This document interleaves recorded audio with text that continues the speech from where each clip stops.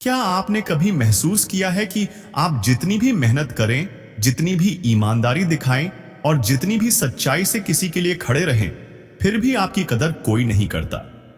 क्या आप भी उन लोगों में से हैं जो हर वक्त दूसरों के लिए जीते हैं, लेकिन जब आपकी जरूरत होती है तो सब आपको नजरअंदाज कर देते हैं? अगर हां, तो यह वीडियो सिर्फ आपके लिए है।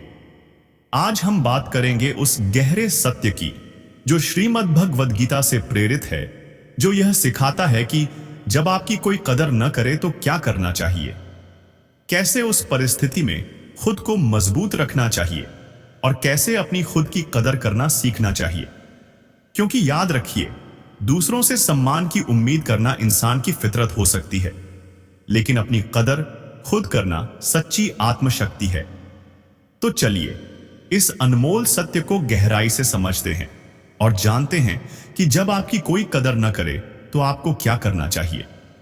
जीवन एक संघर्ष है और इस संघर्ष में सबसे बड़ा दर्द तब होता है जब आपकी मेहनत का कोई मोल नहीं होता, जब आपकी ईमानदारी की कोई कदर नहीं होती, जब आपकी सच्चाई को लोग अनदेखा कर देते हैं। ऐसा लगता है जैसे हमारी सारी कोशिशें व्यर्थ हो गईं, जैसे हमारे अस्तित्व का कोई अर्थ ही नहीं बचा।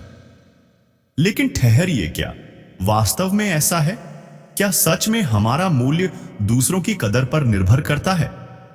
नहीं, सत्य तो यह है कि हमारी कीमत दूसरों के आकलन से नहीं, बल्कि हमारी अपनी सोच और आत्मविश्वास से तय होती है। श्रीमद् भगवद गीता में भगवान श्री कृष्ण ने इस गहरे सत्य को समझाते हुए कहा है कि अपने कर्म को अपना धर्म मानो और फल की चिंता मत करो, क्योंकि जब हम फल की चिंता में उलझ जाते हैं तो हमारे मन में निराशा घर कर लेती है और यही निराशा हमें तोड़ देती है।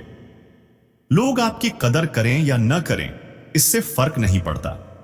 फर्क इससे पड़ता है कि आप खुद अपनी कदर करते हैं या नहीं, क्योंकि जब तक आप खुद को महत्व नहीं देंगे तब तक दुनिया भी आपकी कदर नहीं करेगी।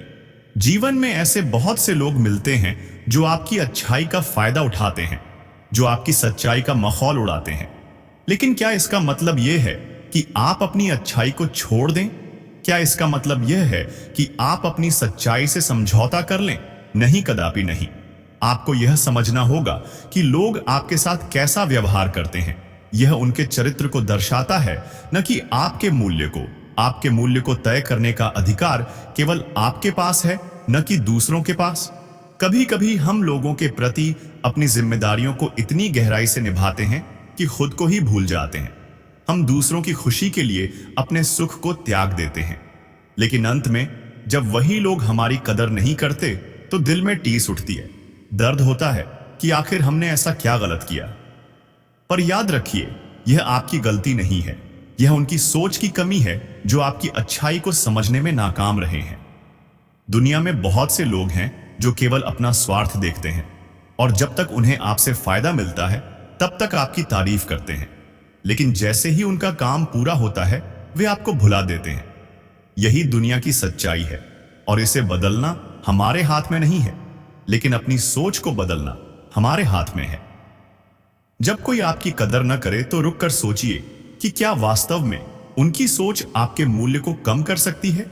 क्या उनकी नजरअंदाजी आपके आत्मसम्मान को चोट पहुंचा सकती है?